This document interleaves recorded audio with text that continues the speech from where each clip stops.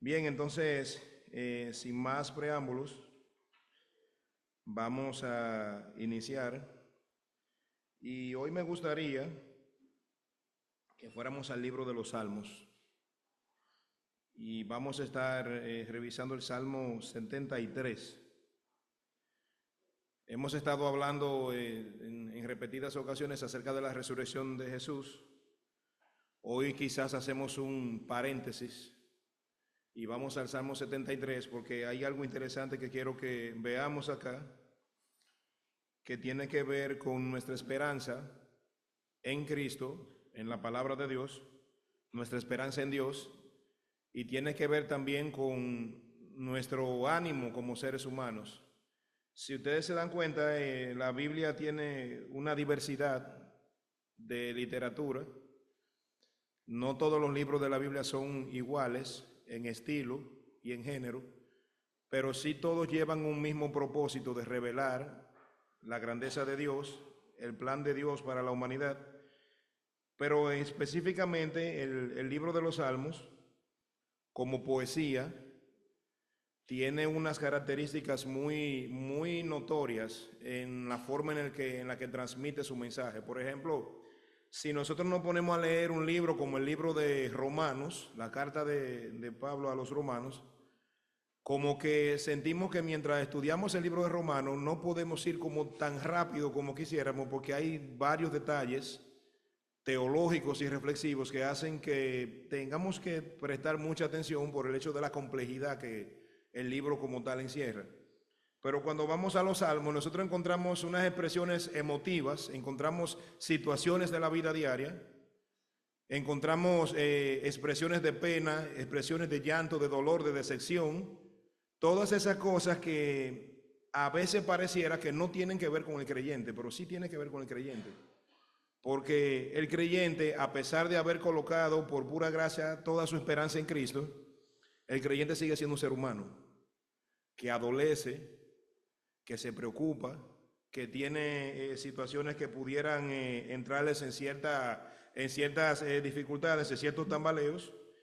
Y en este Salmo 73 hay algo muy interesante. Este es un salmo que fue compuesto por Asaf.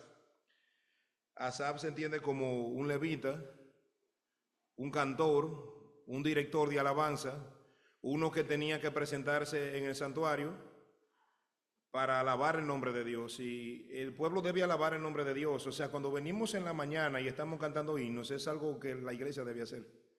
Porque en los cánticos se refleja un pueblo que adora a Dios. Por eso nosotros vemos hoy en día que muchas personas empiezan a componer música que según se dice es música cristiana, pero a veces la letra no tiene nada que ver con el Evangelio.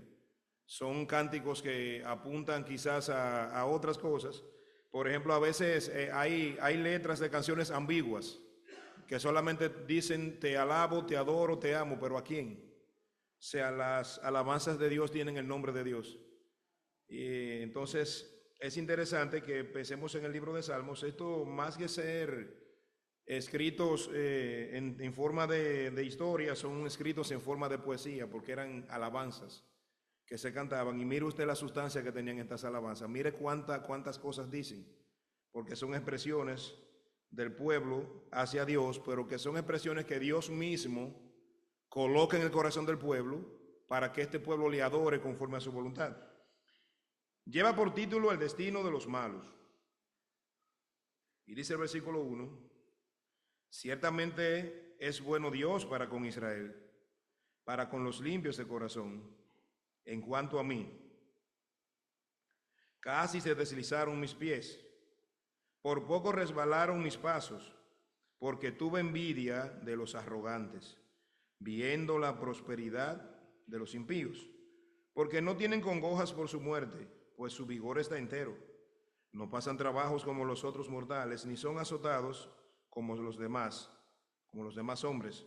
Por tanto, la soberbia los corona, se cubren de vestido de violencia, los ojos se les saltan de gordura, logran con creces los antojos del corazón, se mofan y hablan con maldad de hacer violencia, hablan con altanería, ponen su boca contra el cielo y su lengua pasea la tierra. Por eso Dios hará volver a su pueblo aquí, y aguas en abundancia serán extraídas para ellos. Y dice, ¿cómo sabe Dios? ¿Y hay conocimiento en el Altísimo? He aquí estos impíos, sin ser turbados del mundo, alcanzaron riquezas. Verdaderamente en vano he limpiado mi corazón y lavado mis manos en inocencia, pues he sido azotado todo el día y castigado todas las mañanas. Si dijere yo, hablaré como ellos, he aquí la generación de tus hijos engañaría. Cuando pensé para saber esto, fue duro trabajo para mí, hasta que entrando en el santuario de Dios, comprendí el fin de ellos. Ciertamente has puesto en deslizadero, en asolamiento los harás caer, como han sido asolados de repente. Perecieron, se consumieron de terrores, como sueño del que despierta, así, Señor, cuando despertares, menospreciarás su apariencia. Se llenó de amargura mi alma y mi corazón sentía punzadas. Tan torpe era yo que no entendía, era como una bestia delante de ti. Con todo, yo siempre estuve contigo. Me tomaste de la mano derecha, me has guiado según tu consejo, y después me recibirás en gloria. ¿A quién tengo yo en los cielos sino a ti? Y fuera de ti nada deseo en la tierra. Mi carne y mi corazón desfallecen, mas la roca de mi corazón y mi porción es Dios para siempre. Porque aquí los que se alejan de ti perecerán. Tú los destruirás a todos, aquel que de ti se aparta. Pero en cuanto a mí, el acercarme a Dios es el bien. He puesto en Jehová el Señor mi esperanza para contar todas tus obras. Padre eterno, bendito Dios que estás en el cielo, santificado sea tu nombre en esta mañana. Sea, Señor, tu nombre tenido por excelso, sea tu nombre honrado por nosotros. Mira que nos disponemos, Señor, a contemplar tu palabra. Dirígenos, Señor, guárdanos y haznos entenderla. Y permite que estas enseñanzas, Señor, puedan llegar a lo profundo de nuestro corazón de manera tal que podamos ir y vivir como ellas demandan. Todo eso te lo pedimos en el nombre de Jesús. Amén. Bueno, hermanos, es interesante lo que acabamos de leer. Yo sé que en el mundo en el que vivimos, lo que las personas hacen siempre por conveniencia. Si una persona dice, tengo que ir a tal lugar, es probable que esta persona dice, bueno, tengo que ver primero si me conviene, o tengo que ver primero lo que yo voy a ganar de esto, ¿verdad? Porque medimos las cosas de esa manera. Y pensando en Asaf, acá cuando el Salmo comienza, él va haciendo una reflexión, si ustedes se dan cuenta, él empieza diciendo que Dios es bueno, ciertamente, porque cuando esto se escribe, ya todo el asunto ha pasado, ya Asaf se ha dado cuenta de algunas cosas, Asaf empieza a meditar en otras cosas y luego Asaf empieza a vivir o a pensar conforme a algunas cosas, pero luego él se da cuenta en toda esa trama que es muy probable, o que de hecho así fue, que su corazón estuvo siendo desviado por causa de los ejemplos de los impíos.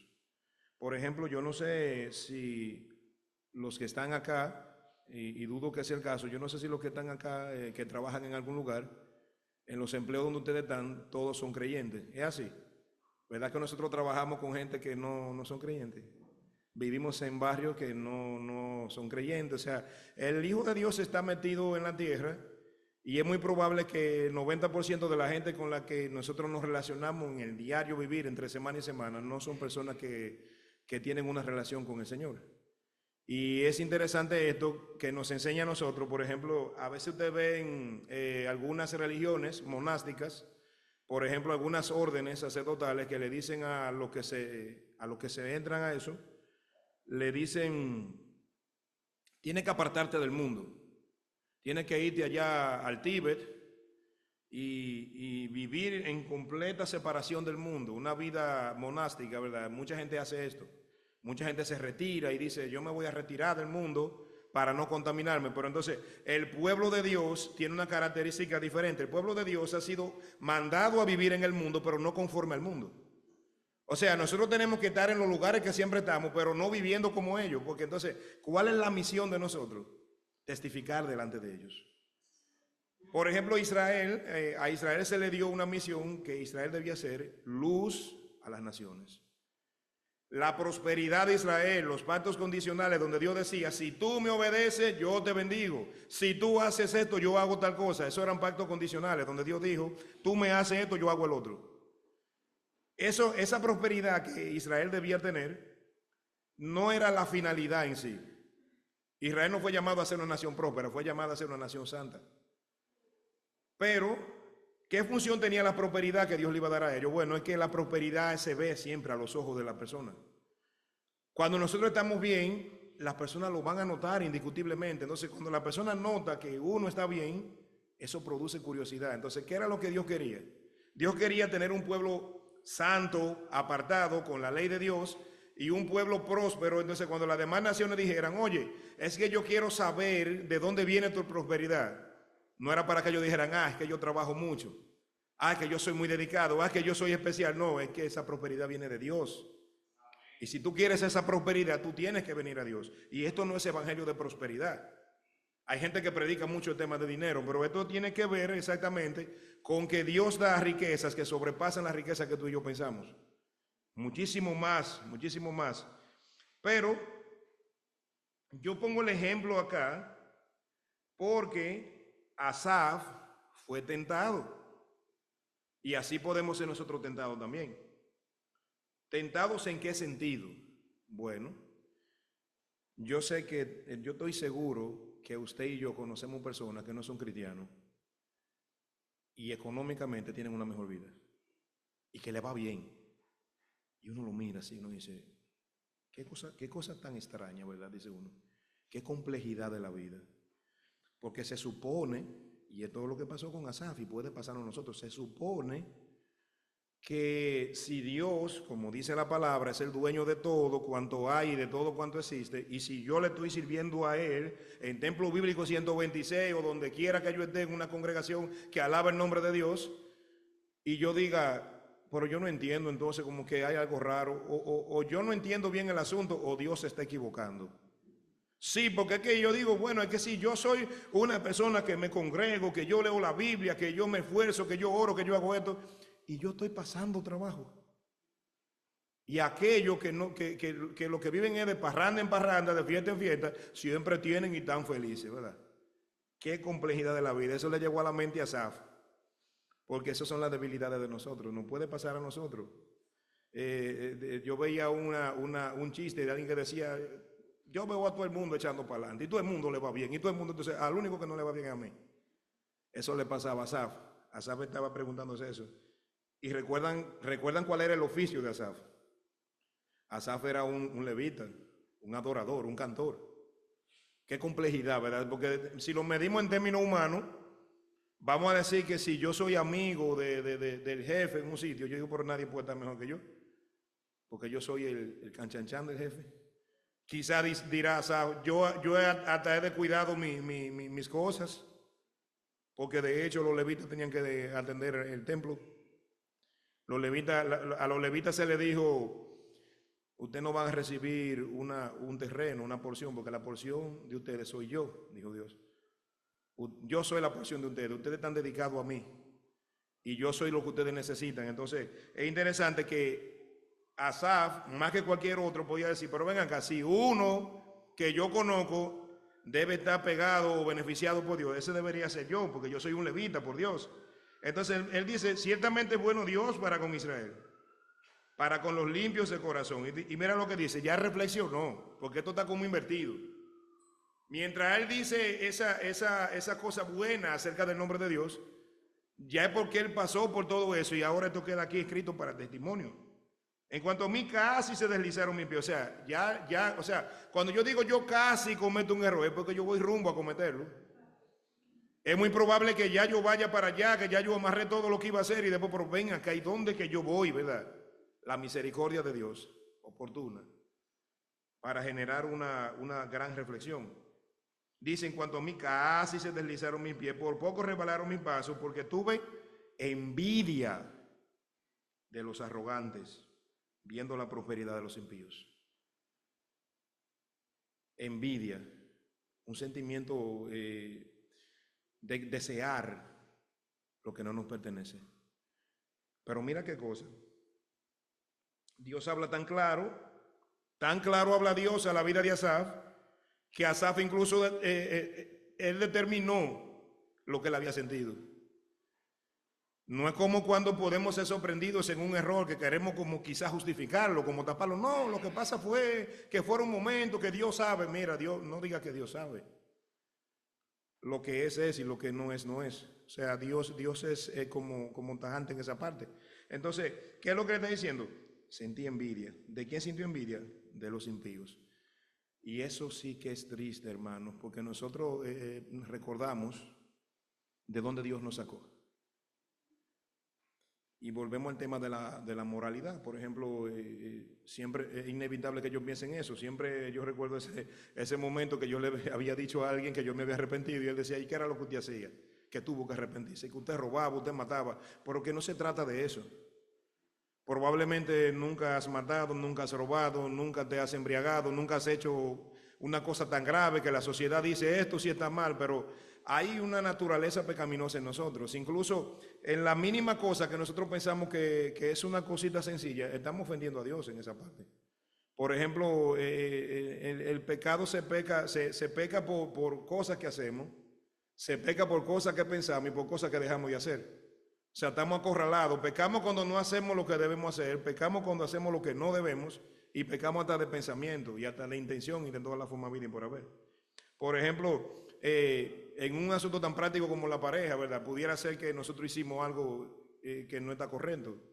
No una infidelidad, sino algo más sencillo. Hasta gastar algo sin decir a la pareja, mira, yo voy a hacer esto, porque yo quiero ser claro en esa parte.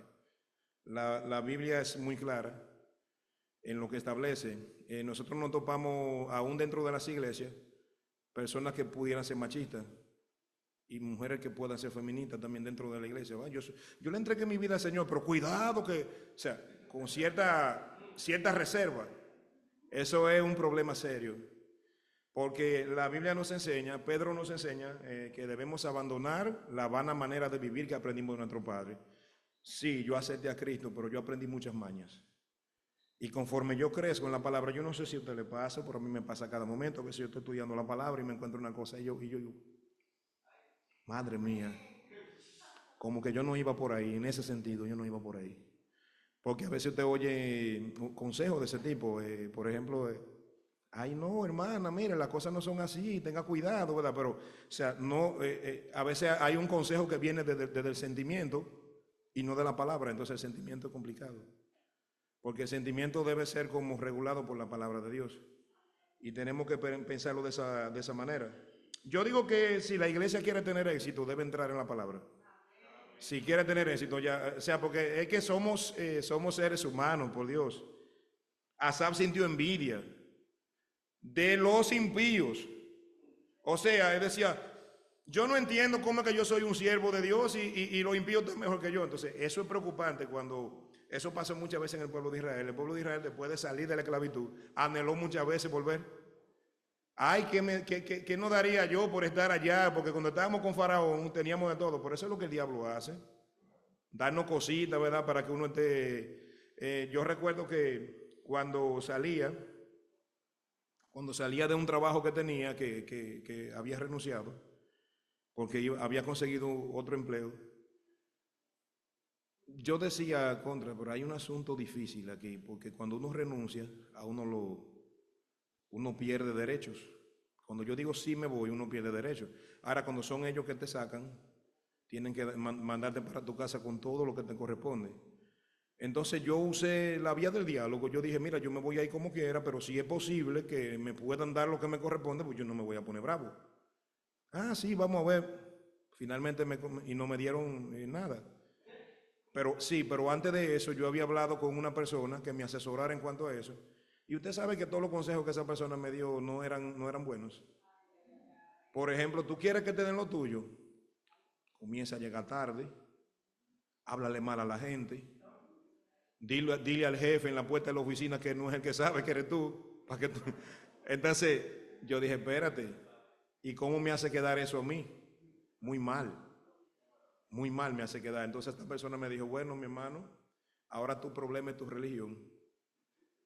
Tu problema es tu religión, porque yo te dije lo que hay que hacer y tú no te llevaste de mí, ya, allá tú con tu religión. Pero realmente, hermano, Dios, o sea, a veces nosotros como que nos aferramos tanto a alguna cosa, pero Dios nos dice, obedece, mi hijo, obedece. Y yo he visto mucha bendición después de eso. O sea que como, ay, lo que me quitaron, señores, eso, a veces la vida no hay quien le entienda en ese sentido. A veces hay personas que duran toda una vida ahorrando y en menos de 2 semanas tienen que darle a un médico todo lo que guardó. Entonces nosotros dependemos del Señor. Tenemos que verla de esa parte. Dios nos bendice con la sabiduría, nos bendice con la salud, nos bendice con la familia, con tantas cosas que Dios nos da, que realmente no tenemos. Mejor cuando sacamos la cuenta, decimos, ay, pero Señor, ¿qué iré a hacer yo contigo? Porque yo no tengo, o sea, no tenemos con qué, o sea, y lo que uno hace es, como quien dice por ahí, empeñar su vida. Coge mi vida y cógela para ti. Y a Dios uno le da la vida contento, porque es la vida que nosotros tenemos, la lleva a un estado mayor que es vida eterna. Por eso si alguien que nos visite esta mañana está por acá, la idea en esencia es la siguiente. Por ejemplo, todos los que estamos aquí no somos perfectos, estamos lejos de eso. Si fuimos perdonados por el Señor, si fuimos amados por gracia y no nacimos creyentes. A veces la gente dice, porque yo nací en el Evangelio. No, nacemos en pecado y Cristo nos salva. Entonces la idea es, si alguien nos acompaña, alguien nos escucha por la red también, puede gustar de la misma gracia, la cual está disponible para todos. Entonces, en definitiva, aquí está. Asaf tuvo envidia de gente arrogante, de gente impía, porque dijo, por esta gente no se preocupa.